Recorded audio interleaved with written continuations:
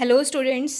देखो हम कौन सा चैप्टर कवर कर रहे थे, आपको पता है चैप्टर नंबर 2 कवर कर रहे थे जी, न्यूट्रिशन इन एनिमल्स। ठीक है, तो हमने क्या पढ़ लिया था कि डाइजेशन कैसे होता है ह्यूमन बींग के अंदर। ठीक है, डाइजेशन इन ह्यूमन बींग्स के अंदर हमने देख लिया था कैसे जो होता है। अब हम करेंगे डाइजेशन जो है वो एनिमल्स के अंदर कैसे होता है। जो ग्रास खाते हैं ना, जो ग्रास ईटिंग एनिमल्स होते हैं, जो एनिमल्स क्या करते हैं, ग्रास खाते हैं। ठीक है, तो उनके अंदर डाइजेशन कैसे होगा, जो भी वो ग्रास खाते हैं तो वो उनकी बॉडी में जाके कैसे डाइजेस्ट होती है। ठीक है, तो यहाँ पर क्या है, have you observe cows, buffaloes and other grass eating animals chewing continuously even when they are not eating. आपने देखा होगा जो काउज हैं या बफेलोज हैं या जो भी एनिमल्स हैं जो घास खाते हैं वो चबाते ही रहते हैं, चाहे वो कुछ ना भी खा रहे हो ना तब भी उनका आप उनका माउथ देखोगे वो चलता रहता है, वो कंटिन्यूसली चीविंग करते रहते हैं, चबाते रहते हैं। चाहे वो कुछ ना भी खा रहे हो तब भी वो क्या करते रहते हैं, चबाते रहते हैं। Actually they quickly swallow the grass and store it in a part of stomach. ठीक है, तो वो क्या कर रहे होते हैं, जो जब जब वो कुछ नहीं भी खा रहे होते तब भी वो चबा रहे होते हैं, तो उस टाइम पर वो क्या क्या होता है, उस टाइम पर वो ग्रास को निगल रहे होते हैं। ठीक है, दे quickly swallow the grass and store it in a part of stomach. और उसे कहाँ पर स्टोर रखते हैं, वो अपने स्टमक, पेट के पार्ट में स्टोर, यानी कि जो उनके पेट के एक पार्ट के अंदर स्टोर रखते हैं, जिसे रूमन कहा जाता है। ठीक है, तो जैसे आप एक यानी कि काऊ की अगर आप बात करते हो तो क्या करते हैं, वो कंटिन्यूसली जो है चबाते रहते हैं ग्रास को, या जो भी वो फूड खाते हैं या नहीं भी खा रहे होते तब भी उनका जो माउथ है वो चलता रहता है। एक्चुअली वो उस टाइम पर क्या कर रहे होते हैं, वो ग्रास को निगल रहे होते हैं। ठीक है, और उनके पेट के एक पार्ट के अंदर वो क्या रहता है, स्टोर रहती है, वो जो भी फूड खाते हैं या ग्रास जो भी वो खाते हैं वो उनके पेट के एक पार्ट के अंदर स्टोर रहता है। उसी को ही क्या कहा जाता है, रूमन कहा जाता है। ठीक है, नेक्स्ट है आपका कि here the food gets partially digested. तो रूमन के अंदर क्या होता है कि इनका जो फूड है वो जो यहाँ पर क्या है, पेट के एक पार्ट के अंदर। ठीक है, जहाँ पर इनका जो रूमन देखो कहाँ पर देखने को मिलेगा आपको, ये रहा। तो ये इनके पेट में एक पार्ट प्रेजेंट है जो कि रूमन है। ठीक है, जब भी ये घास को खा रहे हैं ये क्या कर रहे हैं, स्वेल्लो, निगल रहे हैं, और वो फूड इनका यहाँ पर स्टोर रहता है। ठीक है, फिर वही उसको जो पार्शली डाइजेस्टेड फूड है इनका, ये जो डाइजेस्ट नहीं होता, ठीक है, ये पार्शली जो डाइजेस्टेड फूड है इनका, एक सेकेंड, जो इनका पार्शली डाइजेस्टेड फूड है फिर वो इनके माउथ में आता है। ठीक है, इनके माउथ में आता है जिसे हम बोलते हैं कर्ड। फिर ये क्या करते हैं, धीरे धीरे इस ग्रास को चबाते रहते हैं और डाइजेस्ट करते हैं। ठीक है, यही जो इनका रूमन है, रूमन में से जो इनका ये पार्शली डाइजेस्टेड फूड है जो इन्होंने निगल लिया था वही अब क्या है, इनके माउथ में आता है, जिसे आप क्या बोलते हो, कर्ड बोलते हो। ठीक है, तो यही जो इनका पार्शली डाइजेस्टेड फूड है ये क्या करते हैं, जिसको क्या बोला जाता है, कर्ड बोला जाता है। ठीक है, और but later the cud returns to the mouth. यही जो इनका पार्शियल डाइजेस्टेड फूड है ये माउथ में आता है, किसकी तरह, स्मॉल लम्प्स की तरह। फिर एनिमल उसको चबाते रहते हैं और इसी प्रोसेस को रूमिनेशन कहा जाता है। और जिन एनिमल्स के अंदर ये प्रोसेस होता है उसे रूमिनेंट्स कहा जाता है। ठीक है, उसके बाद नेक्स्ट है आपका द ग्रास। जो भी ग्रास खाते हैं उसके अंदर क्या प्रेजेंट होता है, सेलुलोज प्रेजेंट होता है, जो एक तरह का कार्बोहाइड्रेट होता है। ठीक है, इन रूमिनेंट्स लाइक कैटल, डियर, जो भी रूमिनेंट्स होते हैं, जितने भी रूमिनेंट्स एनिमल होते हैं, जैसे कि कैटल हो गए, डियर हो गए, ठीक है, इनके रूमन के अंदर ये जो आपको देखने को मिल रहा है ना, इनका ये रूमन, इस रूमन के अंदर क्या होते हैं, कुछ बैक्टीरिया प्रेजेंट होते हैं। क्या प्रेजेंट होते हैं, बैक्टीरिया। बैक्टीरिया क्या होते हैं, कुछ यानी कि माइक्रो ऑर्गेनिज्म, जिनको आप नेक्ड अपनी अनएडेड आई से नहीं देख सकते, अपनी नंगी आंखों से आप नहीं देख सकते, तो वो इनके इस स्टमक के पार्ट में जिसको रूमन कहा गया है वहाँ पर कुछ बैक्टीरिया प्रेजेंट होते हैं। ठीक है, तो ये बैक्टीरिया प्रेजेंट होते हैं और वो क्या काम करते हैं, ये जो भी घास खाते हैं जिसमें सेलुलोज प्रेजेंट होता है, तो ये बैक्टीरिया इस सेलुलोज को डाइजेस्ट करने में हेल्प करते हैं। ठीक है, कुछ जो एनिमल्स होंगे जैसे कि ह्यूमंस हैं, जैसे कि आप हो, ठीक है, कुछ एनिमल्स हैं और कुछ जो ह्यूमंस हैं उनके अंदर जो है can not digest cellulose. Cellulose जो है वो डाइजेस्ट नहीं होता। क्यों नहीं होता, क्योंकि रूमन जो है वो ह्यूमन बींग्स के अंदर रूमन पार्ट नहीं प्रेजेंट होता। कुछ एनिमल्स जैसे कि अगर आप बात करते हो horses, rabbit have a large sac like structure. अगर आप बात करते हो इनकी जैसे कि हॉर्सेस है या रैबिट है, ठीक है, उनके अंदर क्या होती है, एक थैली लाइक स्ट्रक्चर होती है जिसको कैल्शियम कहा जाता है, ठीक है, जो कहाँ पर प्रेजेंट होती है, उनके ओसोफेगस और स्मॉल इंटेस्टाइन के बीच में प्रेजेंट होती है, जहाँ पर उनके फूड के अंदर जो सेलुलोज प्रेजेंट होता है वो डाइजेस्ट होता है, किसकी हेल्प से, वही बैक्टीरिया की हेल्प से, जो कि ह्यूमन के अंदर प्रेजेंट नहीं होता। ये कैल्शियम जो है वो ह्यूमन के अंदर प्रेजेंट नहीं होता, ठीक है। तो ये कैल्शियम आपको इनके अंदर भी देखने को मिलेगा, कैटल के अंदर भी ये देखने को मिल रहा है ना आपको, ठीक है। तो ये किस किस के बीच में प्रेजेंट होता है, यहाँ क्या है, लार्ज इंटेस्टाइन है, ठीक है, और ये आपको ये देखने को मिल रही है, ये जो है लार्ज इंटेस्टाइन है इनकी। फिर उसके बाद ये रहा, ये कैल्शियम है इनका, जहाँ पर ये क्या करते हैं, इनके फूड के अंदर जो भी सेलुलोज प्रेजेंट होता है, जैसे कि ग्रास ये खा रहे हैं तो उसके अंदर क्या है, सेलुलोज प्रेजेंट होता है, तो इस कैल्शियम के अंदर जाकर, यानी कि इस कैल्शियम के अंदर जाकर ये फूड का जो सेलुलोज है वो क्या होगा, यहाँ पर एब्जॉर्ब होता है, ठीक है, डाइजेस्ट होता है, और वो कौन करते हैं, बैक्टीरिया करते हैं, ठीक है। उसके बाद नेक्स्ट है आपका the cellulose of the food, यानी कि जो फूड के अंदर वो किसकी हेल्प से होता है, सर्टेन बैक्टीरिया की हेल्प से होता है, जो कि ह्यूमन बींग्स के अंदर कैल्शियम जो है ऑर्गन प्रेजेंट नहीं होता।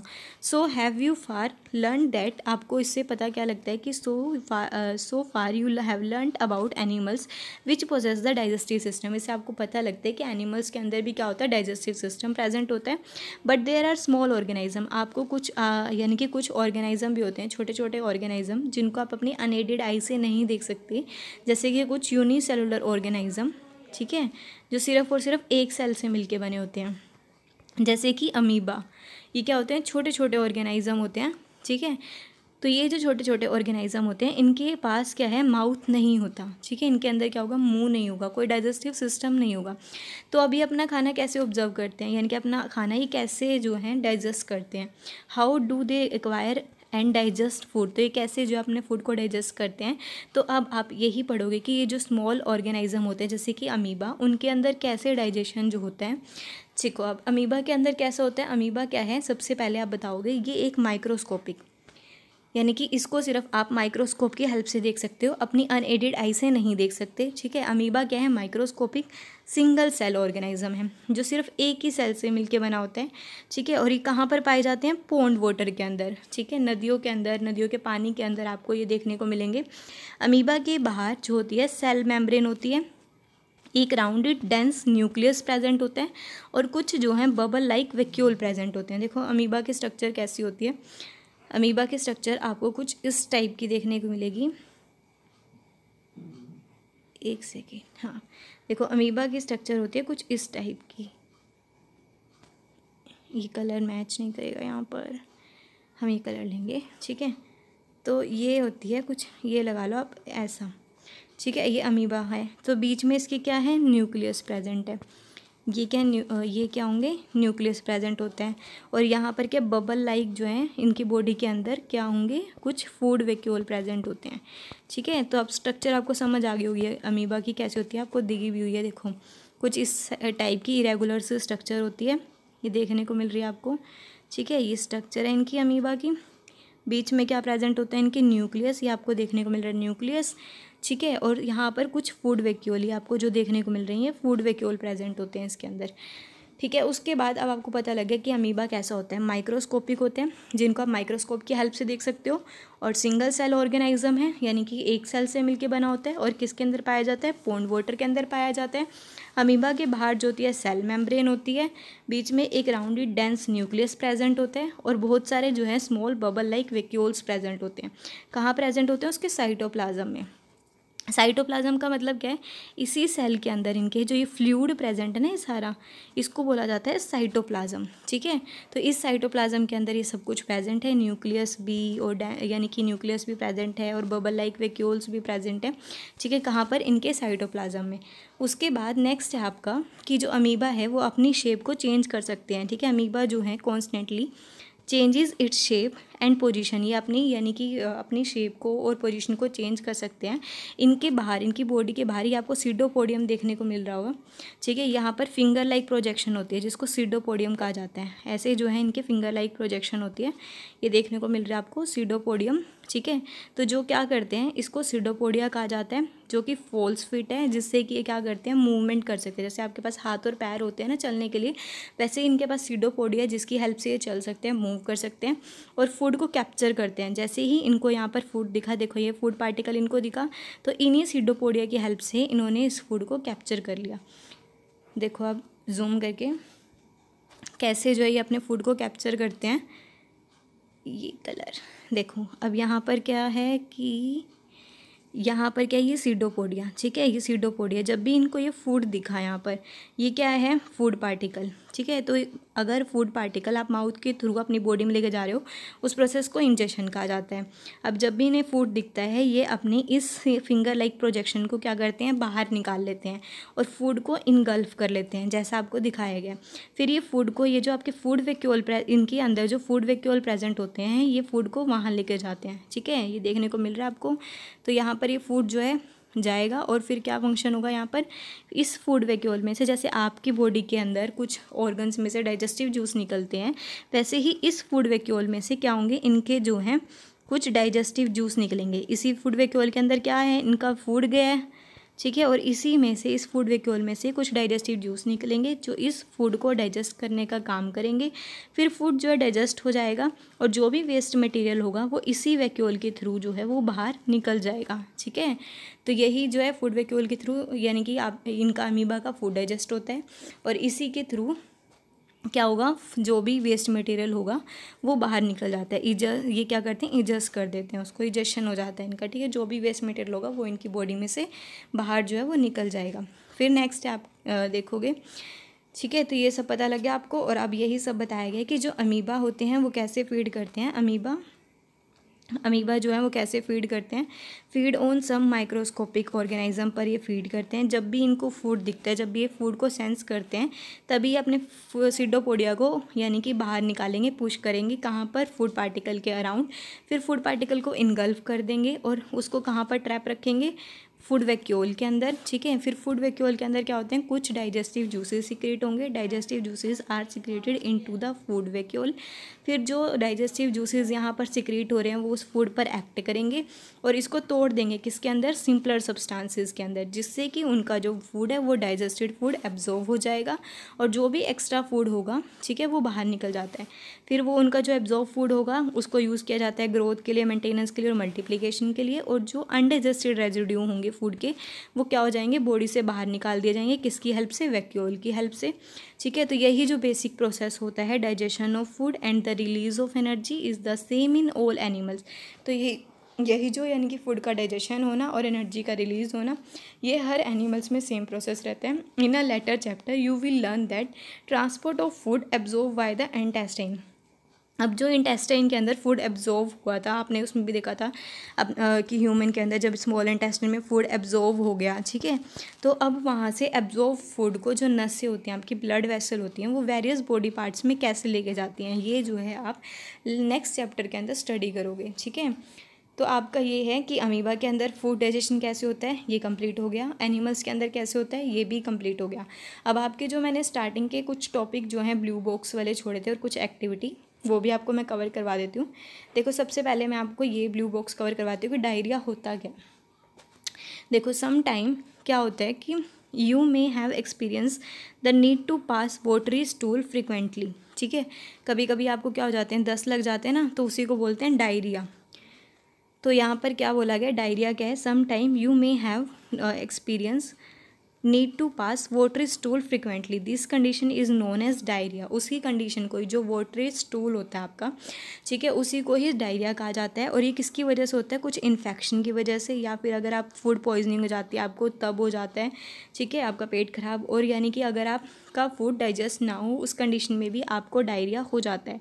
It is very common in India, और इंडिया के अंदर ये जो डिसीज़ है वो बहुत ज़्यादा कॉमन है, पर्टिकुलरली अमंग चिल्ड्रंस के अंदर ज़्यादा कॉमन है ये, ठीक है। अंडर सेवर कंडीशन, कुछ कंडीशंस ऐसी होती हैं कि अगर आप इसको ध्यान ना दो, अगर आप इस डायरिया की डिसीज़ को अगर आप नहीं सीरियस लेते, तो कई केसेस में डेथ भी हो जाती है। फेटल का मतलब होता है डेथ, ठीक है। This is because of the, क्योंकि जब आपको दस्त लगे होते हैं, तो उस टाइम पर क्या होता है कि आपके अंदर से जितना भी वाटर है, एक्सेसिव वाटर जो आपकी बॉडी का, वो बाहर निकल जाता है। ठीक है, आपके जो बॉडी का जो आपका यानी कि बहुत ज़्यादा पानी जो आपकी बॉडी में से बाहर निकल जाएगा, आपकी बॉडी के यूज़फुल सॉल्ट आपकी बॉडी से बाहर निकल जाते हैं। ठीक है, इसलिए डायरिया को हमें नेगलेक्ट नहीं करना चाहिए। जब भी आपको ये दस्त की बीमारी हो, आपको तभी की तभी डॉक्टर से कंसल्ट करना चाहिए। Even before a doctor is consulted, the patient should be given plenty of boiled and cooled water with a pinch of salt. और आपको क्या करना चाहिए, जब भी अगर आपको यानी कि डायरिया की डिसीज़ हो जाती है, तो आपको क्या करना चाहिए, ठंडा पानी नहीं पीना चाहिए, आपको ज़्यादा से ज़्यादा पानी को बॉईल करके पीना चाहिए। उसके अंदर आपको थोड़ा सॉल्ट और शुगर भी डिज़ोल्व करना चाहिए। ठीक है, उसी को ही हम बोलते हैं ओरल रिहाइड्रेशन सॉल्यूशन। ठीक है, इससे पहले कि आपको डॉक्टर कंसल्ट करे, तो पेशेंट को क्या करना चाहिए, given plenty of boiled and cold water. ठीक है, आपको ठंडा गर्म पानी देना चाहिए, उसके अंदर आपको क्या करना चाहिए, सॉल्ट और शुगर को डिज़ोल्व कर देना चाहिए, मिला देना चाहिए, और उसी को ही कहा जाता है ओरल रिहाइड्रेशन सॉल्यूशन। ठीक है, उसके बाद आपका कुछ और ब्लू बॉक्स रह गए थे। एक ये ब्लू बॉक्स है आपका, कि जो आपके यानी कि स्टमक में से मैंने बताया था ना कि कुछ HCl एसिड निकलते हैं, सिक्रीट होते हैं। तो इसकी डिस्कवरी किसने की थी, कैसे पता लगाया गया था कि स्टमक के अंदर कुछ एसिड जो है वो सिक्रीट होता है। ठीक है, तो the working of the stomach was discovered by, जो स्टमक की वर्किंग थी वो किन्होंने डिस्कवर की थी, एक स्ट्रेंज एक्सीडेंट में यानी कि डिस्कवर की गई थी। और कब की गई थी, इन 1822 में। एक मैन थे जिनका नाम क्या था, अलेक्सिस सेंट मार्टिन था। जिन्होंने क्या किया, एक यानी कि एक मैन थे जिनका नाम था Alexis Saint Martin, was badly hit by a shotgun. जिनको क्या लगा था, गोली लग गई थी। ठीक है, बहुत ज़्यादा इंजर्ड हो गए थे वो। The bullet had seriously damage the chest wall, और उस बुलेट ने उनकी चेस्ट वॉल को पूरी तरह से डैमेज कर दिया था, और उनके पेट के अंदर एक होल बना दिया था। ये देख रहे हो ना, आपको पता है स्टमक का कैसा होता है शेप, जे शेप होती है। तो ये स्टमक है, इसके अंदर उन्होंने उसके जब गोली लगी तो कैसा है, एक होल बना दिया। तो he was brought to an American army doctor. जैसे आप डॉक्टर के पास जाते हो, वैसे वो भी अमेरिकन आर्मी डॉक्टर के पास गए थे, जिनका नाम था विलियम बीमोंट। ठीक है, तो डॉक्टर ने उस पेशेंट को बचाया था, but he could not close the hole properly. पर वो जो इनको ये इनकी बॉडी में जो ये होल हो गया था, ठीक है, इसको पूरी तरह से वो बंद नहीं कर पाए थे, तो उन्होंने इसको बैंडेज करके छोड़ दिया था। ठीक है, उसके बाद जो बीमोंट थे, टुक इट इज एज, जो डॉक्टर थे उन्होंने क्या करा, इसकी एक गुड यानी कि अपॉर्चुनिटी लेकर उन्होंने क्या किया, इस होल में से, स्टमक के इस होल में से उन्होंने क्या किया, देखना स्टार्ट कर दिया। ठीक है, उन्होंने क्या किया, इसका फ़ायदा उठाया, और ये जो यहाँ पर अलेक्सिस सेंट मार्टिन को गोली लगी हुई थी, उसके स्टमक में यानी कि उसके पेट में जो होल हो गया था, तो डॉक्टर ने क्या करा, उस होल में उसने सोचा कि क्यों ना इस मौके का फ़ायदा उठाया जाए। तो वो जो है डॉक्टर ने इस होल में से देखना चाहा। ठीक है, तो वो उस होल में से जब उन्होंने देखा, तो उन्होंने पाया, उन्होंने कुछ ऑब्जर्वेशन करी, उन्होंने पाया कि जो स्टमक है वह चर्निंग फूड, वहाँ पर जो है फूड का डाइजेशन होता है।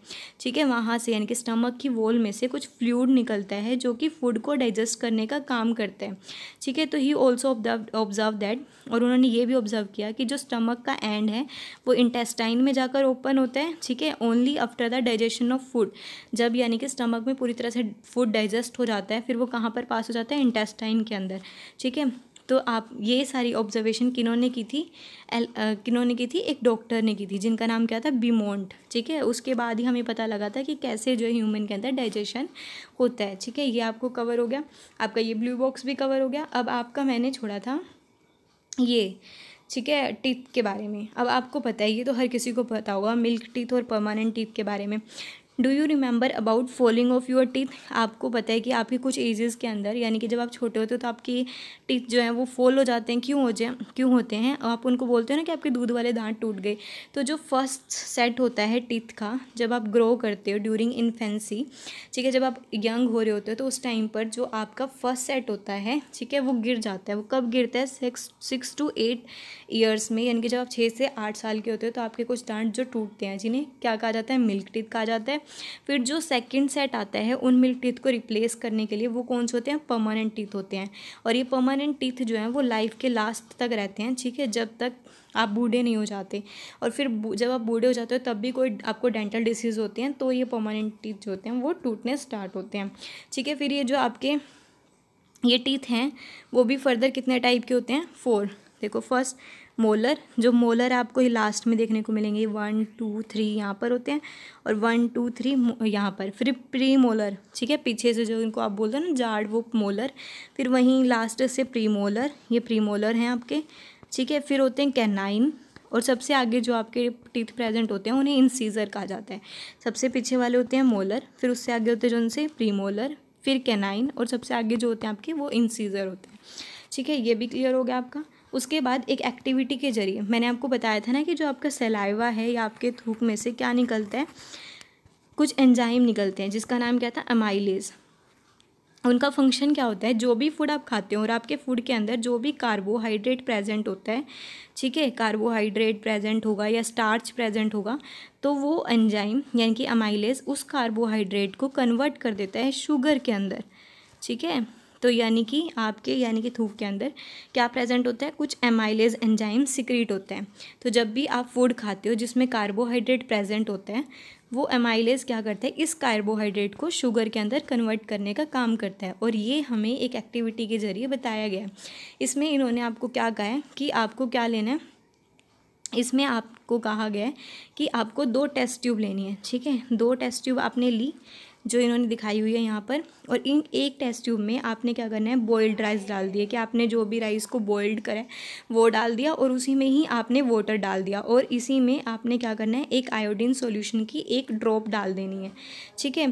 तो जब भी आप आयोडीन सॉल्यूशन की ड्रॉप डालोगे, आपने क्या किया, बॉइल्ड राइस, आपके घर में जो भी बॉइल्ड राइस होंगे, उबाले हुए चावल होंगे, वो डाल दिए, पानी डाल दिया, और आपने आयोडीन सॉल्यूशन डाल दिया। आयोडीन सॉल्यूशन क्या करता है, उसमें स्टार्च प्रेजेंट होता है, ठीक है, जो क्या कलर देगा आपको, ब्लू कलर। आपने जब भी उसके अंदर एक ड्रॉप आयोडीन सॉल्यूशन की डाली, तभी यहाँ पर ब्लैक कलर जो है आपको देखने को मिलेगा। ये आपको देखने को मिले ना, ब्लू ब्लैक कलर, ठीक है। और एक टेस्ट ट्यूब में आपने क्या करना है, आपने बॉइल्ड एंड चबाए हुए राइस, जिसमें आपका सलाइवा भी आ गया, ठीक है। और सलाइवा के अंदर क्या प्रेजेंट है, अमाइलेज। और अमाइलेज का फंक्शन क्या है कि स्टार्च को कन्वर्ट कर देना किसके अंदर, शुगर के अंदर, ठीक है। तो जब आपने यहाँ पर चबाए हुए राइस डाले, प्लस में फिर आपने आयोडीन सॉल्यूशन डाला, ठीक है। अब आयोडीन सॉल्यूशन डालने के बाद भी लेकिन सलाइवा ने यहाँ पर क्या कर दिया था, इसको कन्वर्ट कर दिया किसके अंदर, शुगर के अंदर। तो यहाँ पर आपको कोई भी कलर देखने को नहीं मिला, देखने का ना कलरलेस। तो यही आपसे पता लगता है कि यही यहाँ पर इस एक्टिविटी के जरिए आपको पता लगा है, यहाँ पर आपको कोई स्टार्च देखने को नहीं मिला, क्योंकि स्टार्च का ब्रेक डाउन किसने कर दिया, शुगर ने कर दिया, ठीक, सॉरी अमाइलेज ने कर दिया, ठीक है। देखो आपने क्या किया था, इस टेस्ट ट्यूब में जब आपने बॉइल्ड राइस डाले, वाटर डाला और आयोडीन सॉल्यूशन डाला, आयोडीन सॉल्यूशन के अंदर क्या होता है, स्टार्च प्रेजेंट होता है, तभी कि तभी यहाँ पर कौन सा कलर आ जाएगा, ब्लू कलर। पर इस केस में आपको क्या देखने को मिला, इसमें आपने जो है अपने चबाए हुए डाले यानी कि राइस, तो उसमें क्या प्रेजेंट था, सलाइवा, ठीक है। और इस आयोडीन में जो स्टार्च प्रेजेंट था, इस स्टार्च को इस सलाइवा ने किस में कन्वर्ट कर दिया, शुगर के अंदर, ठीक है। तो इस वजह से यहाँ पर ब्लू ब्लैक कलर नहीं आया, और यहाँ पर क्या आया, कौन सा कलर आया, कलरलेस। तो इससे आपको पता लगता है कि हमारे जो सलाइवा है, हमारे थूक है, उसमें जो भी यानी कि वो उसका फंक्शन क्या होता है, जो भी फूड आप खाते हो उसमें अगर स्टार्च प्रेजेंट है तो वो किस में कन्वर्ट कर देगा, शुगर के अंदर कन्वर्ट कर देते हैं, ठीक है। तो आपका ये टॉपिक कंप्लीट हो गया। अगर अब आपको कोई भी डाउट हो तो आप मुझसे पूछ लेना। आपका ये पूरा चैप्टर जो है मैंने कंप्लीट करवा दिया है, ठीक है। Okay, thank you.